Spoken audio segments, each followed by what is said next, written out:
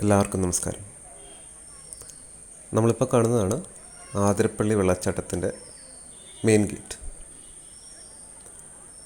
ഇവിടെ വരുമ്പോൾ നമ്മൾ അകത്തേക്ക് കയറാനായിട്ട് ഇതിനു മുമ്പേ താഴെ ഒരു ചെക്ക് പോസ്റ്റ് ഉണ്ട്. അപ്പോൾ അവിടെ നിന്ന് ടിക്കറ്റ് എടുത്തിട്ട് വേണം ഇവിടെ കയറാൻ.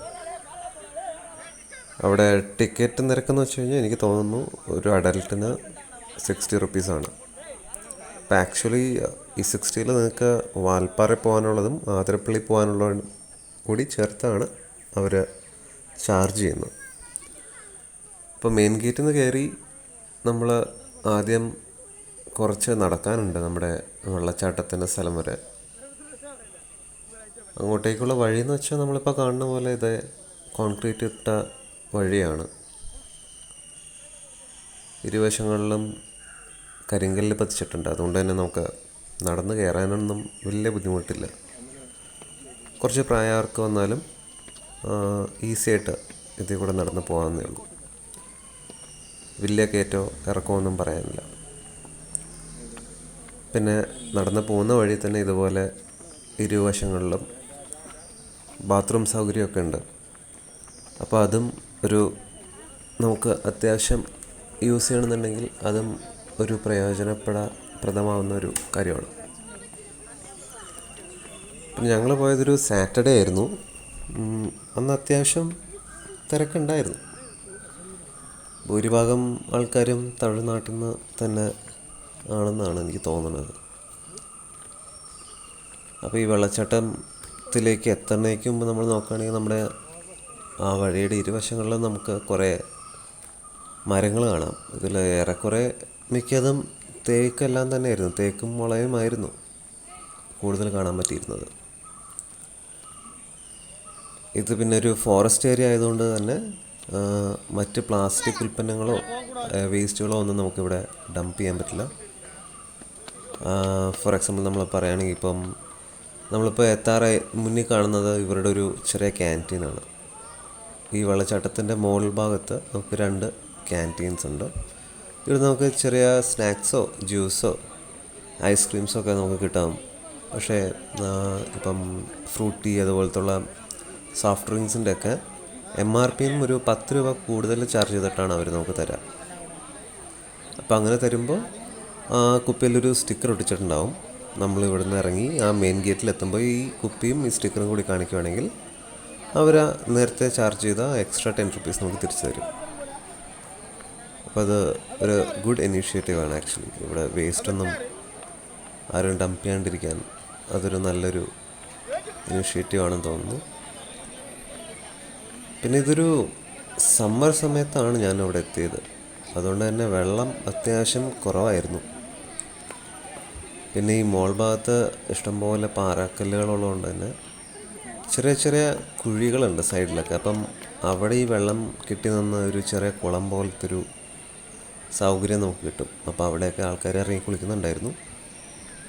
അവിടെയും എനിക്ക് തോന്നുന്നു ഏറ്റവും കൂടുതൽ വെള്ളത്തിൽ ഇറങ്ങി കുളിക്കാനുള്ള താല്പര്യവും മലയാളികളെക്കാളും കൂടുതൽ തമിഴ്നാട്ടിൽ നിന്ന് വന്ന ആൾക്കാരെയാണ് ഞാനവിടെ എൻജോയ് ചെയ്യണത് കണ്ടത്.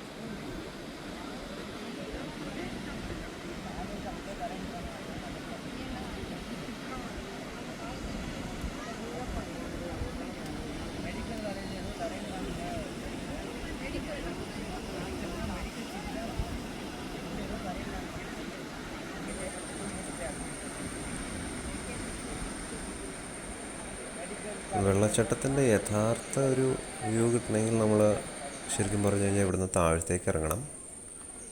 അപ്പോൾ ഇവിടുന്ന് താഴത്തേക്ക് ഇറങ്ങാൻ നമുക്ക് വേറൊരു വഴി സൈഡിലൂടെ ഉണ്ട്.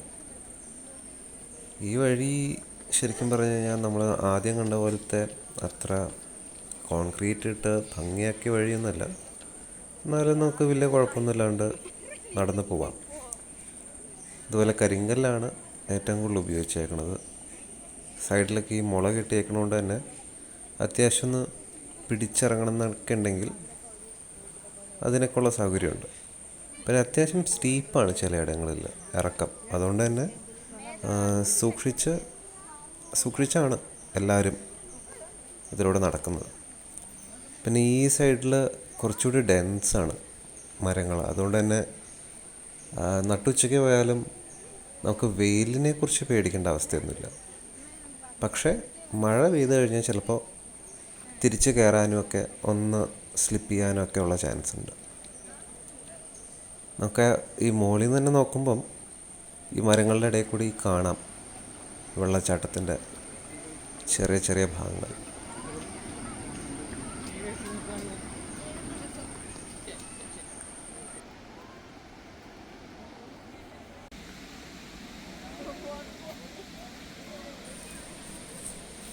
നമ്മൾ നേരത്തെ കണ്ട വഴിയിലൂടെ ഏകദേശം മുകളിൽ നിന്നൊരു 15-20 മിനിറ്റ് നടന്നാൽ ഇവിടെ അടിയിലെത്തും. അപ്പോൾ ഇവിടെ എത്തിക്കഴിഞ്ഞാലാണ് ഈ വെള്ളച്ചാട്ടത്തിൻ്റെ ഒരു ഭംഗി നമുക്ക് ആസ്വദിക്കാൻ പറ്റുള്ളൂ. ഈ അടിഭാഗത്തും അത്യാവശ്യം തിരക്കുണ്ടായി. പക്ഷേ മുകളിൽ വെച്ച് നോക്കുവാണെങ്കിൽ ഇവിടെ നമുക്ക് അങ്ങനെ വെള്ളത്തിലിറങ്ങാനോ കുളിക്കാനോ ഒക്കെയുള്ള സൗകര്യങ്ങളില്ല. പിന്നെ ഞങ്ങൾ വന്ന ദിവസം മുകളിൽ വെച്ച് അത്യാവശ്യം നല്ല വെയിലും തെളിഞ്ഞ കാലാവസ്ഥയുമായിരുന്നു. പക്ഷേ അടിയിലെത്തിയപ്പോഴേക്കും ചെറിയ മഴയും കാറ്റുമൊക്കെ ഉണ്ടായി. അപ്പോൾ അങ്ങനെ എന്തെങ്കിലും നടക്കുവാണെങ്കിൽ തന്നെ ഇവിടെ നമ്മുടെ കയ്യിൽ കുടയും കാര്യങ്ങളും ഇല്ലെങ്കിലും നമുക്ക് തൊട്ടടുത്ത് തന്നെ ഇവിടെ 2 ഷെഡും എവിടെയും മഴ നനയാണ്ട് കയറിയിരിക്കാനുള്ള സൗകര്യങ്ങളൊക്കെ ഉണ്ട്.